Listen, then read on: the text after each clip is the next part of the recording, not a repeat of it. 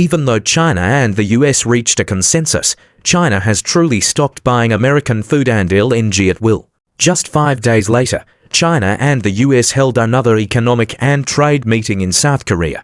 South Korean Trade Minister Jang In-kwon confirmed that on May 15th, US Trade Representative Greer and Chinese Vice Minister of Commerce Li Qingang attended an APEC meeting in Seoul, where they held bilateral trade talks. This comes just after the two sides held high-level economic talks in Geneva, Switzerland, from May 10th to 11th, where they surprisingly reached a consensus to cancel 90% of tariffs on each other and suspend 24% of reciprocal tariffs.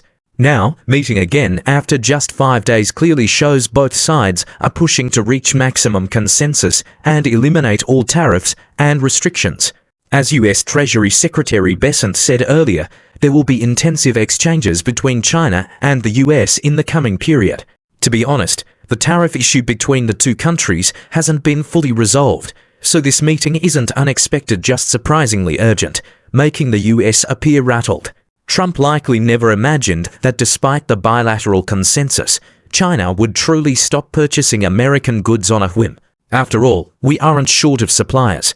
Maritime transport statistics show that after China imposed a 15% tariff on US liquefied natural gas LNG on February 10th, orders for American energy firms vanished like melting snow.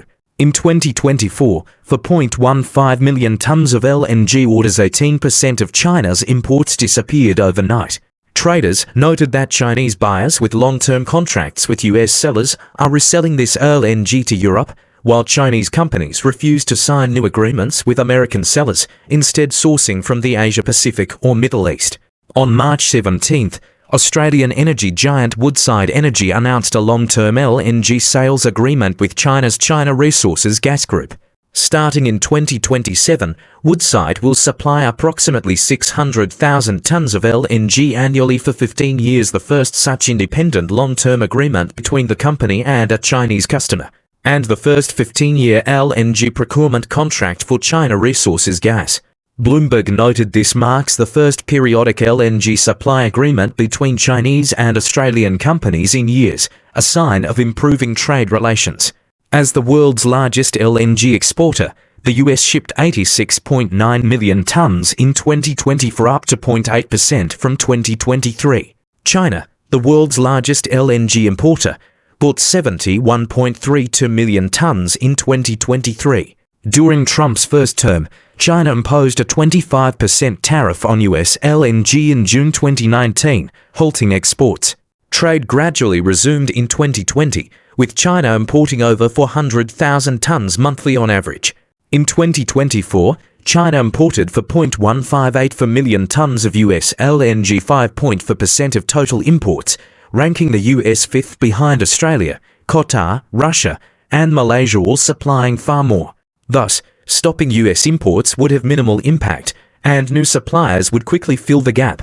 China is also boosting domestic natural gas production, up 3.7% YoY to 43.3 billion cubic meters in Jan-February 2025, and relying on cheaper alternatives like coal, renewables, and Russian pipeline gas, reducing demand for seaborne LNG. Last January, US Secretary of State Rubio declared LNG should be a bargaining chip in trade talks, aiming to pressure China into concessions. But reality has proven less favorable for his ambitions. American agricultural products have also been rejected by the Chinese market. Chinese firms are building giant export terminals in Santos, Brazil, for corn and soybeans, while a $3.5 billion deep sea port in Peru and hundreds of miles of railways in Brazil's agricultural heartland signal growing China-South America trade ties. During Trump's tariff war, Chinese buyers shifted from US soybeans to Brazil and other South American suppliers, accelerating purchases. On April 28, a major Chinese port inspected a 300,000-ton soybean shipment declared as Argentine origin. However, unmodified packaging labeled "Made in USA" and protein content mismatches revealed the cargo was actually American. The entire shipment was rejected, a stunning outcome. Why would US exporters disguise their products? Simple: to evade high tariffs. Trump's recent moves have escalated trade friction, with China imposing extra tariffs on US agricultural products like soybeans, sharply raising export costs and crippling competitiveness. Facing the loss of the Chinese market, some American businessmen have resorted to sneaky tactics. Desperate to regain access, some American traders have turned to origin washing, a scheme where US-grown soybeans are shipped to South American ports, relabeled as Argentine products on paperwork, then rerouted to China. This tactic aims to bypass China's high tariffs on US-sourced soybeans while maintaining market access. On paper, it sounds like a clever workaround, but as with all deception, the truth eventually emerges. China's customs authorities have intensified scrutiny of import origins in recent years, especially for agricultural products critical to food security. Inspection protocols for such goods are now extremely rigorous. For 2 decades, the Chinese market was a cornerstone of US soybean exports, particularly around 2010, when America shipped over 30 million tons of soybeans to China annually, comprising over 60% of its total exports. In many ways, Chinese demand sustained a majority of US soybean farmers. But the Trump administration's trade war shattered this relationship. In response to American unilateralism, China imposed retaliatory tariffs on a range of US agricultural products, stripping US soybeans of their price competitiveness. Chinese importers swiftly pivoted to suppliers in Brazil and Argentina. As reported by Nikkei Asia, China has frozen purchases of US soybeans and corn since mid-January, reducing agricultural imports from America while increasing buys from Brazil to ensure supply stability. Analyzing data from the US Department of Agriculture, the report noted that Chinese companies have placed no new orders for American crops since January 16, just days before Trump's recent inauguration, with some existing orders listing unclear destinations. Prior to this, through December 2024, US exporters had been receiving multiple monthly orders from Chinese firms. The New York Times highlighted a paradox. While Trump claims tariffs will revive American manufacturing, thousands of soybean farmers like Feldstein fear the trade war could devastate US agriculture.